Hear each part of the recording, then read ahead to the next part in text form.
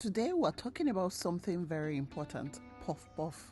We all love it, well, some of us. But sometimes things go wrong with puff puff. Before I got puff puff right, you guys, it took months and months of trial and error. My family suffered. They ate rubbish puff puff. Like your puff puff might turn out to be flat, rock hard, or just not as sweet as you expected. But don't worry, today I've got you. I've got like 5 common mistakes people make when they are trying to make puff puff and how to fix it. So if you're a puff puff lover, let me know in the comment section. I have puff puff recipes that you should definitely try. I'm going to link it in the description box. But if you want to see the 5 common mistakes people make with their puff puff, keep watching, click the like button, subscribe, and let me see your comments.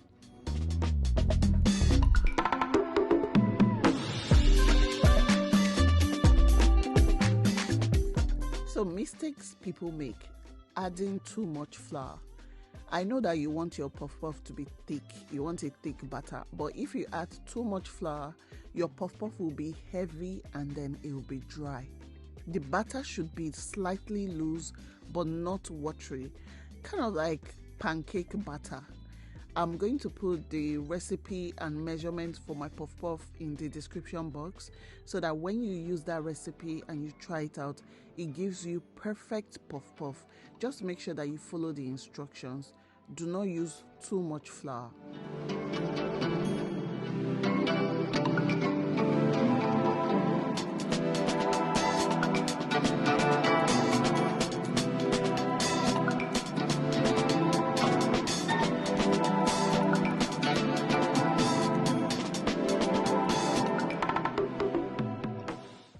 Another mistake people make when trying to make puff puff is using cold water.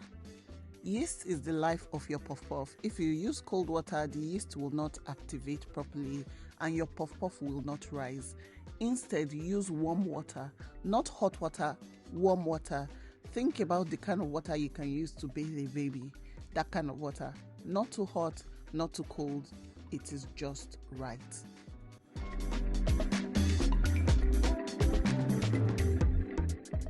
Another mistake people make is when they don't have enough salt or sugar in the batter. Like, what is puff puff without enough sugar? It's just fried dough. Balance is key. Make sure that you use the right ratio of sugar and salt. This is to make sure that you get that perfect sweet, salty taste. If you perhaps make the puff puff without adding sugar, you can kind of do a situation where you have powdered sugar and then you roll your puff puff in the powdered sugar after frying. That is not the typical way, but you can also try that method. Let's say you forgot to add the sugar while you were mixing the batter. Another common mistake people make when they're trying to make puff puff is they don't mix the batter. You have to mix the batter till it is stretchy and a bit smooth. I used to skip this step before and I used to wonder what was wrong with my puff puff. I'm like, what was going on? But it was this particular step I was skipping. So make sure you just mix everything together. You can use whisk. Some people use their hands, or you can use a spatula like I'm doing, or you can use a mixer if you have one. Just mix it till it is smooth and stretchy, and then you allow your puff puff to go to the next stage, which is the next mistake I'm going to be talking about. Mistake number 2 is not letting your dough rest. When you're making puff puff and you've mixed the dough, patience is key. If you do not give your dough enough time to rise, your puff puff will be dense and flat. Let it rest at least 45 minutes in a warm place so that it can double in size. Trust me, your puff puff will be soft and airy. Sometimes I put my puff puff in the oven. No, I don't turn it on, no. Or in the microwave just after like reheating something. There was a time I put my puff puff in a plastic bowl and I put it in the oven just after like baking something. I came back and the whole bowl of plastic was melted. I learned my lesson, and since then I don't use plastic containers for mixing my puff puff. I use glass. and I keep it in a warm place, not a hot place. Another mistake people make is when frying your puff puff. You fry it at the wrong temperature, right?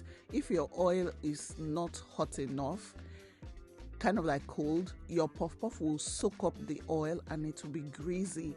So you have those puff puff that it looks like it's just oil you're eating, like it's so disgusting. And if your oil is too hot, the outside of your puff puff will burn, it will brown, but the inside will still be raw. That one is just nasty. Try to keep your oil at medium heat. Test it with a small drop of butter. If it floats and sizzles, then you know that you are good to go. That is what I always do. I always have my first batch of puff puff for testing, kind of like pancake as well. And then after the first batch, every other thing just goes smoothly.